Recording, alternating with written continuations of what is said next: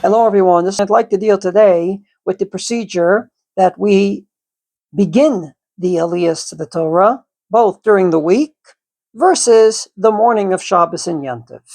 During the week, as well as mincha and Shabbos, the Gabbai begins with the words in an Ashkenazic shul, ותגלה ותיראה מלכותו עלינו בזמן קרוב, or kariv. May God, you reveal yourself and show your kingship upon us in a very short time. Namely, we start out by saying, God, may you redeem us. And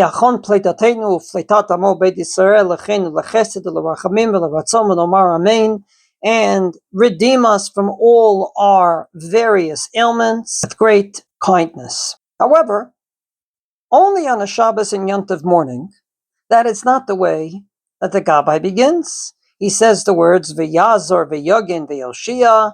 May you help us, God. Protect us, God. And take us out of whatever we need a Yeshua from. The kol hachosim bo, all those that are devoted to you. And my question is, why? And I'd like to introduce you to both a man and a book. The man, Abraham Eliezer Hershkovitz. He was a Lithuanian who eventually made it to Warsaw and eventually made it to America, and devoted a lot of his time to a work called Otsar Kol Minhagei Yeshurun, to try to explain all the customs of the Ashkenazic communities. And within his work, in Siman Nun Hey, dealing with Kriyas HaTorah, he asks this question. And he says the following answer. Hatam shemishum shebeshabbos niktiknu birkata ba'haftara samchenu Hashem Elokeinu shehi bracha bifnei atzma al bakashat bias HaMashiach. On Shabbos morning, you read the Haftarah as you do on Yom Tov morning. And you say the words, may God, you make us happy with the upcoming redemption. Namely, we have a whole bracha devoted to the coming of Mashiach and our redemption. This is not the case on a weekday where there is no Haftorah, so there's no bracha on the Haftorah, and therefore they put in this request of redemption, ותגלה, may you redeem us, before Kriyas HaTorah. Therefore, it makes perfect sense. On days in which there is no Haftorah, we start with ותגלה, and on days that there is a Haftorah, we say ויעזור, ויגן, ויושיע. However, if this is the logic, we got a problem. Because we do read the Haftarah at mincha of a fast day.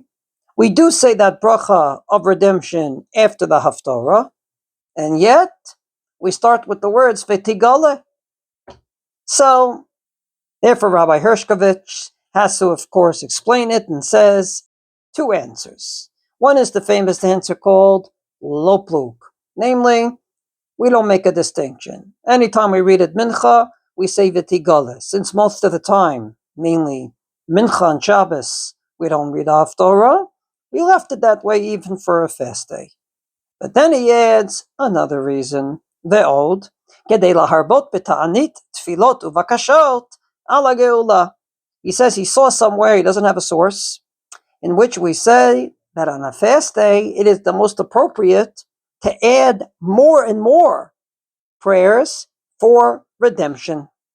It's a time of an Eitzara, a time of bitter anguish for the Jewish people, and therefore it makes sense to pile on more and more prayer requests for redemption, both before reading the Torah and after reading the Haftarah. And I believe that any way you slice it, according to Rabbi Hershkovitz, Kriyas HaTorah, reading the Torah, has something to do with redemption. No Kriyas HaTorah is complete without a request of redemption, either as its own independent bracha after the Haftarah, or as the Gabbai begins before Kriyas HaTorah. And I believe that the message to us is rather fundamental. We said it many times, and I'd like to say it again because I believe it explains the entire Laining process. Laining is not just teaching Torah to the Jewish people. If that would be the case, we would have said it in the vernacular. We would have faced the Jewish people, not the Aron. We wouldn't say it in a sing-song, but rather Laining is also reenacting the Sinai experience. It's not just the work of the mind, it's the work of the heart.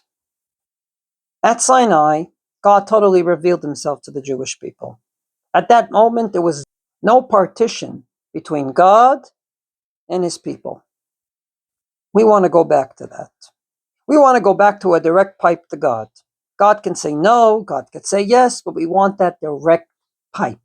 So every time we mimic the Sinai experience, we start or we finish with the request for redemption, in which God will reveal himself, ותגלה ותראה, himself to the Jewish people, or as we say at the Haftorah brachos, Samchenu Hashem Elokeinu, ve'Eliyahu hanavi avdecha, ve'malchut b'David Meshichecha, b'mheira yavo, ve'yagel libeinu. The relationship we have with God, ever since the destruction of the temple, has been severed. It is not the same. The Gemara in Brachos says that from the day that the destruction of the temple happened, there is a wall of steel between us and God. Our prayers don't go through as they used to. Every time we read the Torah, we say, we are now reminding ourselves of the Sinai experience, which would not be complete just with the words of the Torah. It has to be with God revealing himself to the Jewish people once again. And thank God, the Jewish people have been privileged to return to the land of Israel, to build a country, to have security forces. A temple we don't have as of yet, but we have a lot. And therefore, each time we read the Torah, we're not just saying, God, reveal yourself like then. We're saying, God, you have revealed yourself. Continue to do so until we get to such time in which there will be a total open relationship between us and our Father in heaven.